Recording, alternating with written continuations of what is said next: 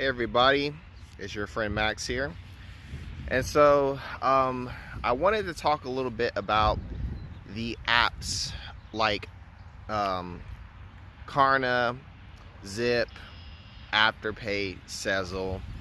I've been using them quite a bit lately. I'm like a tactician and a strategist, so anything that I try out and I do, I like to think like, what is the actual use you can get out of these apps, and help them out in your situation. What's the ideal situation to use these things for?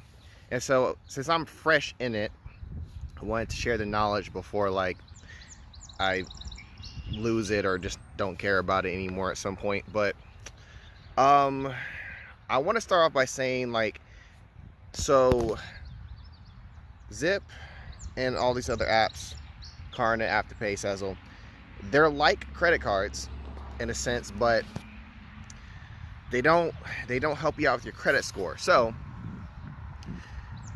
they're better off at first being used for small things. So how I will start off with Sezzle. Sezzle is the easiest one that I know, the one I use the most. They start you off with a balance. Yep, work popped up for a quick second. So yep, they start you off with a balance based off of your credit score at that moment when you set everything up.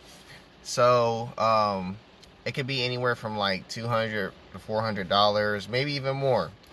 But they start you off with a balance, and then basically like whatever you're able to pay for with Sezzle, you can pay. You can buy stuff online. You can pay for services in person sometimes.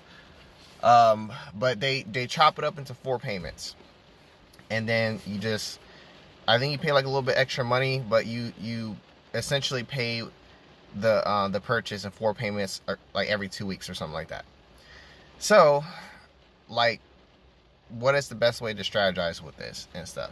Well, first off, I'm going to let you guys know, because there's a lot of people who are really bad with their finances in general. So let you guys know that you should not incorporate this into like your overall budget or like what money you actually have. So you get a calculator, preferably the one on your phone, and this is what I do, so just follow along.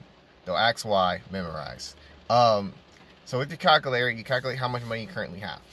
Then you want to basically have it to where all your weekly expenses is marked on your calculator. So anything that is deducting from your what you have currently in your bank account, subtract that into the calculator. Then what you're going to want to do is basically, if you work a normal job where you get paid every Friday or whatever, add that into the calculations and stuff. So then when you use Sezzle to purchase something to split the payments,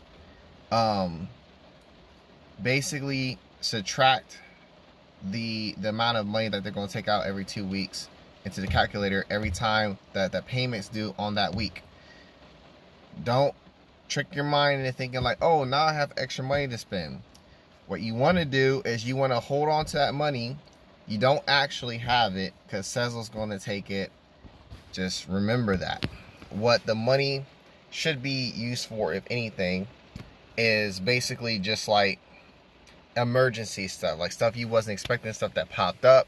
That's ideal, because if you spend the money that is supposed to be going towards paying for your Sezzle payment or Afterpay, whatever, then if you're not working overtime or getting any extra funds, you're going to be screwed.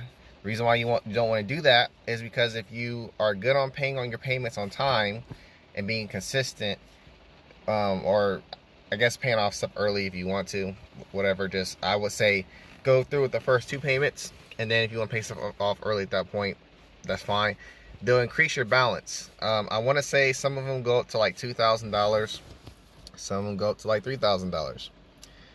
And so another question I can imagine people asking is like, well, why would I want to do this kind of thing versus just using a credit card?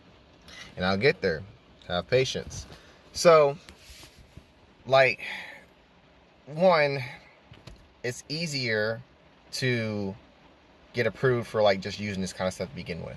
Building the trust is easy as well, just by staying consistent with your payments.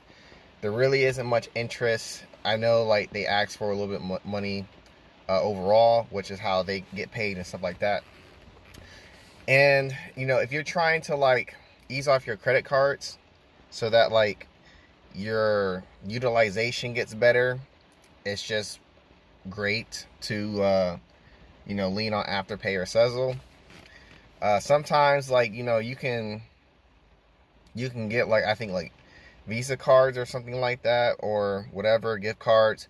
You can either use the Visa cards potentially to pay off any credit debt that's reporting to your credit, or ideally you could maybe sell the gift cards and stuff for actual money that you can then use to pay off your credit cards. That's another trick you could do with it. But think of it like this way. If you end up building up your balance like 2,000, 3 grand or something like that, like, okay, if you, let's say, like, I mean, in my case, if you ever need car repairs or tires and you don't have the immediate cash for the whole purchase. Now, I will say, when you do use Sezzle, Afterpay, you got to have like 1/4 of the total cost of the amount of the item that it costs. So you just remember that.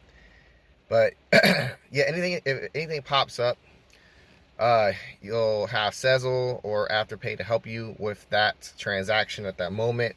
Then you can just work out the difference later. Or if like there's something going on, some kind of event, vacation you want to do, you can have the money in time, but you don't have it at the moment, you can also use Sezzle and Afterpay for that. It'll help you keep off of your credit cards and stuff, and because it's like, ideally you don't really want to have those maxed out or used up that much anyways, kind of thing.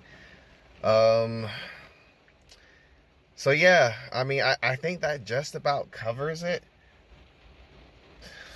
Okay, that's what I forgot to mention. So for people who like make good enough money and they don't need Sezzle or Afterpay like that for themselves, because they just got it like that. So here's another thing. Maybe if you have some family members who aren't doing so well in life, and let's say someone needs help. Well, one, if you don't like, okay,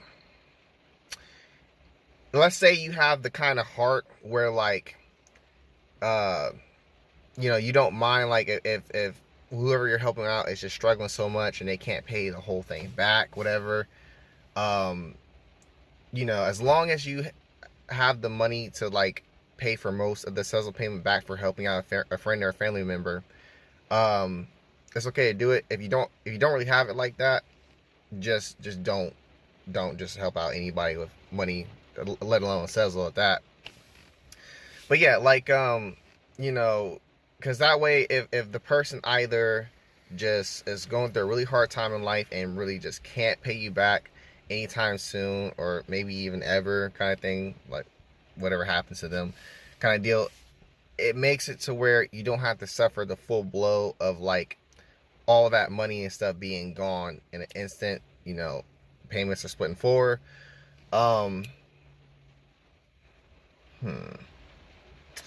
Okay, I don't know why I'm saying this last, but this is improvised. So before I go, this is very important at the start of your process of using Sezzle and Afterpay. So you want to start off with paying for things that are low cost, like around maybe anywhere between $20 to $60 stuff, where if you're not really doing so hot financially, like if you buy a meal, you're buying like some kind of product or whatever like that's within that price range, or you're getting something you need that's within that price range, ideally, and then those payments will be manageable. They would be anywhere between $5 to like $15 every 2 weeks, and then you can just quickly, because when you pay off your balances or whatever, they increase your total borrowing power. So that's the quick strategy to gaining a high borrowing power quickly. And this is the way that you should use Sezzle and Afterpay ideally to help you out with your situation, wherever you got going on, just to have extra leverage in life. So if you liked the video, thought it to be useful, please like and subscribe to help out the channel. And until next time, I'll see you guys later.